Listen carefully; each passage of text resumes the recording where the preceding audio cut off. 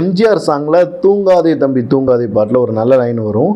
நல்ல பொழுதை எல்லாம் தூங்கி கெடுத்தவர்கள் நாட்டை கெடுத்ததுடன் தானும் கெட்டார். சிலர் அல்லும் பகலும் தெரு கல்லா இருந்து விட்டு அதிர்ஷ்டம் இல்லை என்று அலட்டி கொண்டார். விழித்து கொண்டோரெல்லாம் பிழைத்து கொண்டார், உன் போல் கொரட்டை விட்டோரெல்லாம் கோட்டை விட்டார்னு ஒரு சாங். அந்த மாதிரி தான் நம்ம பிசினஸ் பண்ணிக்கிட்டே இருக்கோம். ஒரு பிசினஸ் பண்றோம், அது பிடிக்கல இன்னொரு பிசினஸ் பண்றோம், அது பிடிக்கல இன்னொரு பிசினஸ் பண்றோம். சும்மா உட்காந்து இந்த பிசினஸ் பண்ணலாமா அப்படின்னு சொல்லிட்டு எல்லாரும் பிளான் போட்டு அதை வந்து எக்ஸிக்யூட் பண்ணிட்டு அடுத்து இந்த பிசினஸ் சரியா ஓடல வேற பிசினஸ் ஒன்று பண்ணலாம் அப்படின்னு சொல்லிட்டு பண்றது. அதனால என்ன ஆகுதுன்னா அவரும் தன்னை தானே கெடுத்துக்கிறாரு. அவர் பிசினஸும் இதனால கெட்டு போகுது, அவங்க ஃபேமிலி இதனால பினான்சியலா ரொம்ப பின்னாடி போகுது.